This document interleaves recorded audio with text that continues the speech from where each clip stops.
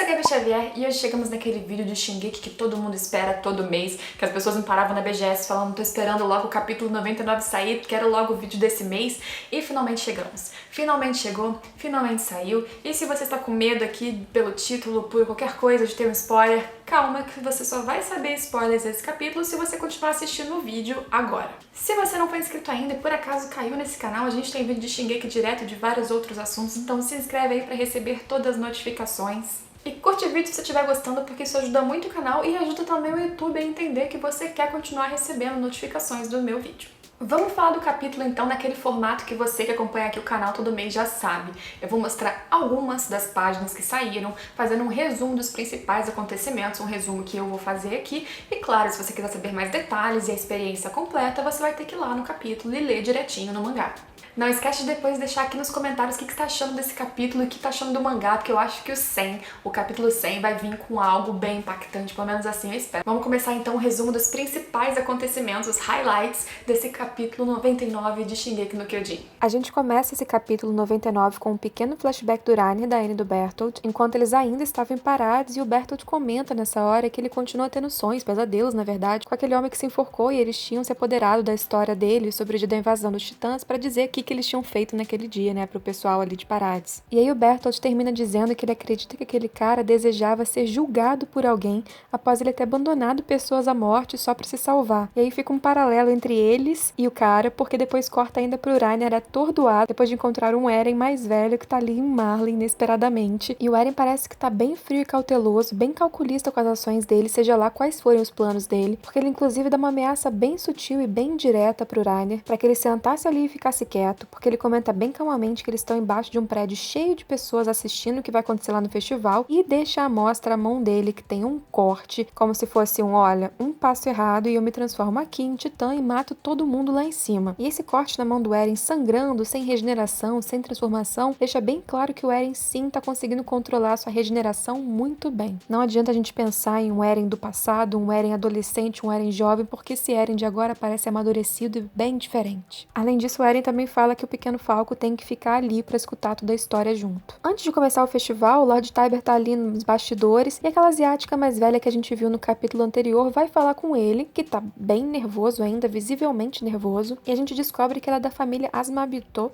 acho que fala assim, e se chama Kiyomi. A conversa entre eles é meio estranha, bem breve na verdade, e dá a entender que eles se conhecem há muito tempo. Ele chama ela de Sama, quer dizer, com muito respeito, e depois ela diz pra ele que espera que ele termine o trabalho dele são e salvo, e vai embora imediatamente de Marley. Então assim, parece que ela sabia o que ia acontecer e foi embora correndo. Então será que vai acontecer algo muito ruim e ela estava sabendo? Ainda ficam aí muitas suspeitas e um pensamento de que esse festival ou o final dele em algum momento vai dar em muito sangue, alguma coisa muito ruim vai acontecer por aí. Depois a gente vê a mãe do Rainer encontrando com o pai da Anne, porque os dois foram convidados para assistir o festival. E nessa hora a gente descobre que o pai do Bertolt entrou em coma e faleceu, e o pai da Anne comenta que com toda certeza a filha dele tá viva, a Anne tá viva, porque ela prometeu pra ele que voltaria pra casa. E a gente já viu realmente que essa promessa é muito forte dentro da Anne, ela lembra disso o tempo todo. Lá no festival a gente vê que tem grandes generais, embaixadores de vários países, pessoas de famílias nobres conhecidas pela família Tybur, além dos maiores jornais do mundo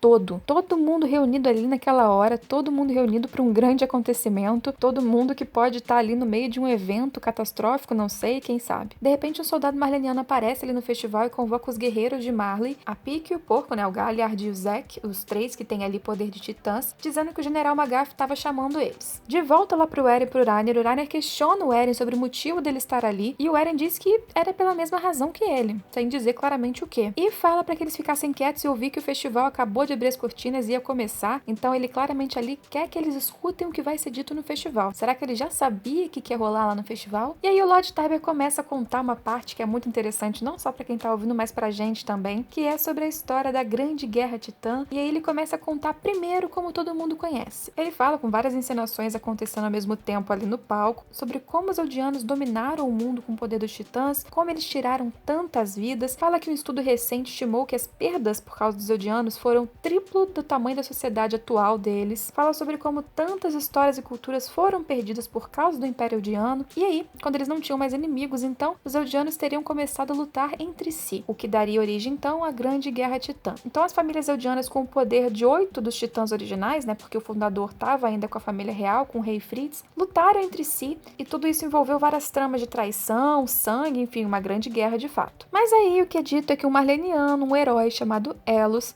manipulou informações e ajudou a incentivar essa briga entre as famílias eldianas para que eles se desestabilizassem e fossem caindo uma a uma. E aí esse Elos, o herói, unido com a família Tybur, que tinha o poder do Titã Martelo de Guerra, essa união fez com que eles conseguissem expulsar então o rei Fritz para a Ilha de Parades, infelizmente ainda com o poder do Titã Fundador, né, com o poder da Coordenada, e ameaçando destruir o mundo com dezenas de milhares de titãs enormes que estariam dentro das muralhas da ilha. E aí Marley depois enviou 4 guerreiros para Parades, como a gente já sabe, e só o Titã Blindado e o Mandíbula, no caso com a Ymir, que retornaram. Nesses últimos 4 anos, eles teriam enviado 32 navios para Parades e nenhum retornou. Ou seja, ele conclui que o Império Amaldiçoado Eldiano permaneceu intacto, né? Porque eles continuam resistindo de alguma forma ali na ilha. Nessa hora a gente vê o Eren questionando Urania se ele ouviu o pronunciamento, falando então, foi por isso que vocês quebraram a muralha, né?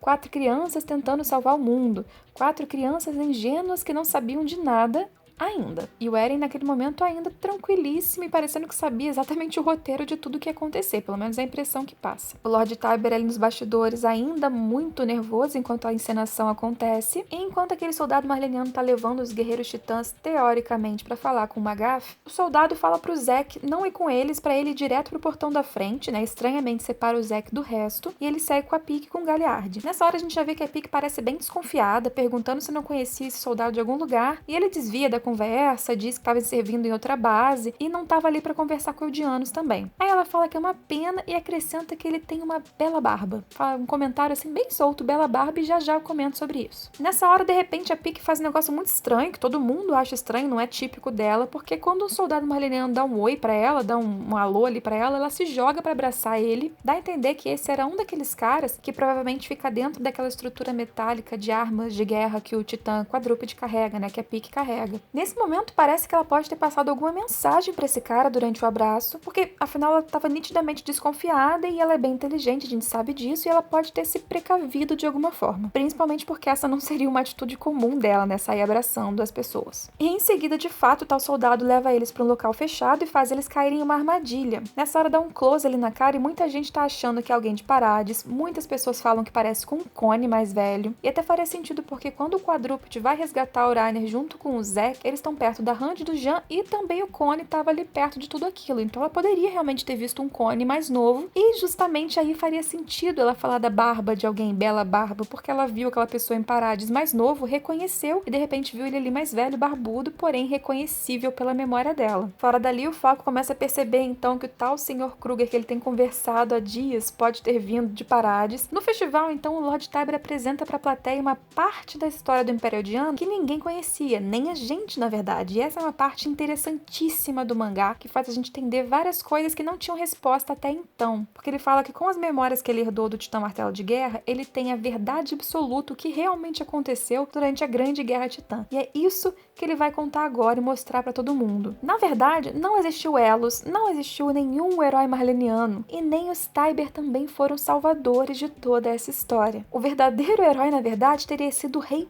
Fritz. Para surpresa de todo mundo, foi esse tal rei Fritz 145, o Karl Fritz, que lamentava muito todas as crueldades que o Império Eldiano tinha causado, que estava cansado dessas lutas entre famílias eldianas e, acima de tudo, sentia muito pelo que os marlenianos passaram. E aí, quando ele herdou o poder do Titã Fundador, ele se aliou à família Tybur, que tinha o poder do Titã Martelo de Guerra de fato, e eles juntos criaram essa história do tal herói marleniano que nunca existiu, e quando o Império Eldiano entrou em colapso durante a Grande Guerra Titã, que era o que eles realmente planejavam, né, que eles lutassem entre si, caíssem um a um, entrassem em colapso, perdessem os poderes, ele levou todos os eldianos que ele pôde para Parades e selou todo mundo dentro das muralhas. Ele realmente deixou a mensagem sobre destruir o mundo com vários milhares de titãs enormes. Só que ele nunca desejou fazer isso de fato. Isso tudo era para colaborar nessa historinha que eles criaram, porque esse Karl Fritz, ele fez um voto de paz, e esse voto de paz foi essa tal vontade do primeiro rei das muralhas que foi sendo passada adiante de sucessor em sucessor sucessor da família real que tivesse o poder do Titã fundador. E esse desejo de paz era acima, inclusive, de